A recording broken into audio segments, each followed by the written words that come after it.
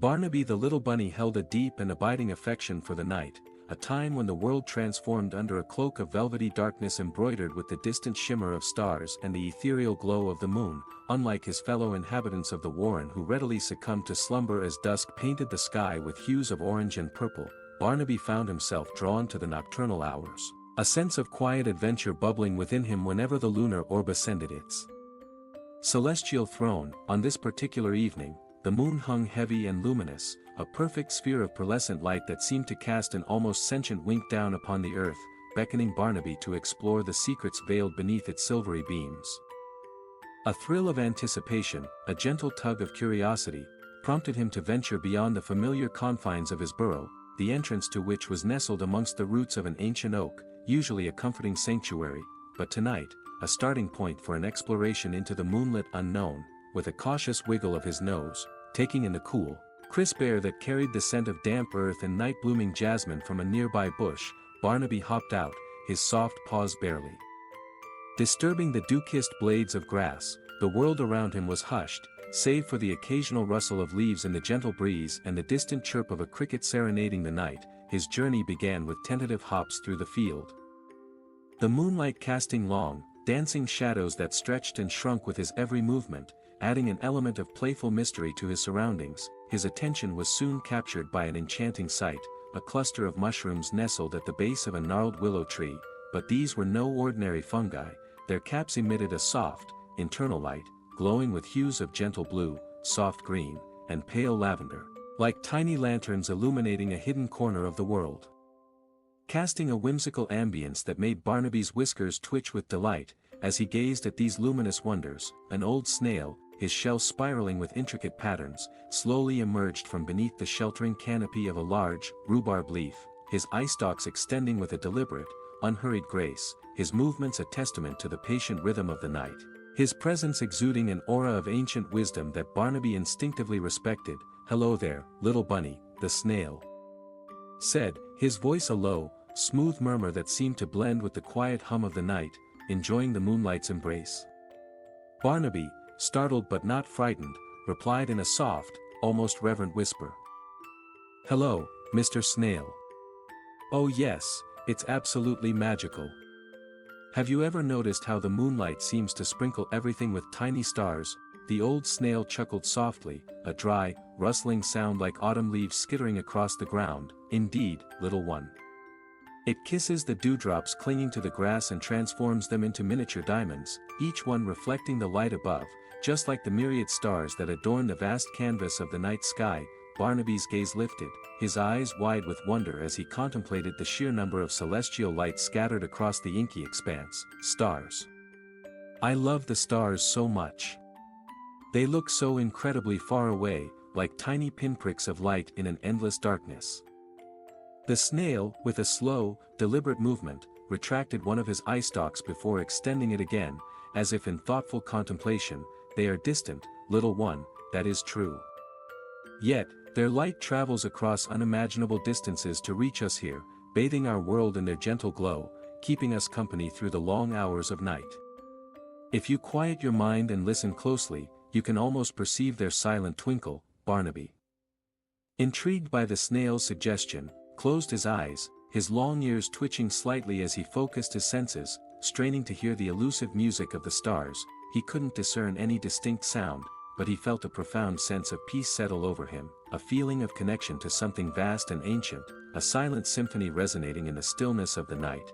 A wave of calm wonder washed over him, and he opened his eyes. A small, contented sigh escaping his lips, he offered the wise old snail a polite nod of thanks for sharing his wisdom and continued his solitary moonlit promenade across the field. His journey next led him towards the gentle murmur of a small stream, its waters reflecting the moon like a liquid mirror. And here, he encountered a mesmerizing spectacle. Dozens of fireflies danced in the air, their tiny bodies emitting bursts of soft, flickering light, creating a magical ballet of luminescence against the dark backdrop of the trees lining the stream. They flitted and twirled, their glowing abdomens painting fleeting streaks of light in the night, captivating Barnaby with their ethereal display. "Oh, hello, little lights," Barnaby exclaimed, his voice filled with childlike delight.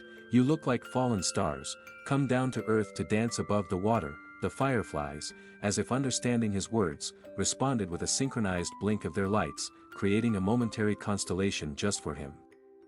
"We're sending secret messages of light to each other," one firefly chirped, its voice a tiny, bright spark of sound, almost lost in the night's quiet hum, saying hello to the moon, hello to the trees, hello to the night itself. Another firefly chimed in, its light blinking in a different pattern. Each little blink is a tiny spark of joy, a moment of brightness in the darkness. Barnaby watched them in rapt attention. Mesmerized by their delicate dance, "That's so lovely," he murmured. "Do you ever get tired, flying around and shining your lights all night long?" The first firefly blinked again, a little slower this time. "Sometimes we do feel a little weary, but the moonlight gives us energy. It reminds us of the warmth of the sun that we felt during the day, even though it's much cooler now," the second firefly added. "And when we do feel the need for rest, we simply find a cozy leaf to land on and take a little nap until we feel ready to glow again." Barnaby observed their gentle movements, noticing the subtle dips and rises in their flight, the brief pauses where their lights dimmed before flaring up again. He felt a sympathetic wave of gentle tiredness wash over him. The firefly's soft, rhythmic glow was strangely soothing, lulling him into a state of peaceful contemplation. He offered the tiny creatures a silent farewell, a gentle flick of his ear as a gesture of gratitude for their enchanting display, and with a small hop, he continued his explorations, the stream gurgling softly behind him as he ventured further into the heart of the moonlit wood. His path then led him beneath the branches of a large, ancient oak tree, its silhouette a majestic presence against the moonlit sky, and there, perched silently on a low-hanging branch, sat a wise old owl, his feathers the color of shadows in moonlight. His large, round eyes gleaming softly as he surveyed the world below with an air of profound serenity. A soft hoot, a gentle sound that resonated with the stillness of the night, drifted from the owl, acknowledging Barnaby's presence. "Good evening, Mr. Owl," Barnaby whispered, his voice respectful of the quiet wisdom emanating from the feathered creature. "You seem very peaceful tonight." The owl blinked slowly, his gaze settling upon the little bunny, his voice a deep, resonant hoot that seemed to carry the weight of countless nights. "Hello, little bunny. The night is a time for rest, for quiet contemplation, a time when the world holds its breath and the moon watches over all its creatures as they dream." Barnaby's gaze drifted upwards, towards the star-dusted sky. "I was just looking at the stars again. They still seem so very far away." The owl turned his head slightly, his eyes following Barnaby's gaze. "Even though they reside in the distant heavens, little one, their light, a silent message of hope and wonder, travels across vast cosmic distances to reach our little world. Just like our dreams, though they may seem ephemeral and intangible, can transport us to faraway lands and connect us with impossible things while our bodies remain still in sleep." Barnaby's ears perked up with interest. "Dreams. I wonder what kind of dreams I might have tonight." The owl closed his eyes for a moment, then opened them again, his gaze gentle. "Perhaps you will dream of soaring through the starry sky, dancing among the constellations, or maybe you will float alongside the fireflies, their lights guiding you through magical landscapes. The night, little one, holds an infinite number of possibilities within the realm of dreams."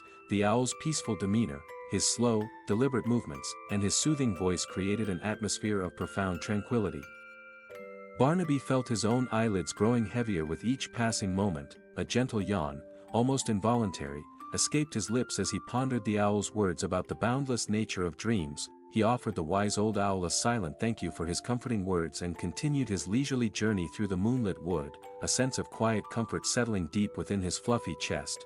Finally, feeling a profound sense of drowsiness begin to overtake him, Barnaby began to search for a suitable place to rest for the remainder of the night. His hops became less energetic, his movements more languid as he sought a haven of peace and quiet. He came upon a small clearing beneath the sprawling branches of a particularly large oak tree. The moonlight, now slightly past its zenith, filtered through the leaves, creating a mesmerizing pattern of dappled light and shadow on the soft earth below, and there, nestled amongst the roots, was a patch of moss, thick and velvety, its texture inviting and comforting.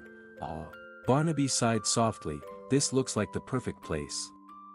The ground felt yielding beneath his paws, a natural mattress woven from the earth itself, and the massive oak tree, with its strong, sturdy trunk and its reaching branches adorned with leaves that rustled softly in the night breeze seemed to offer a sense of protection, like a benevolent guardian watching over him.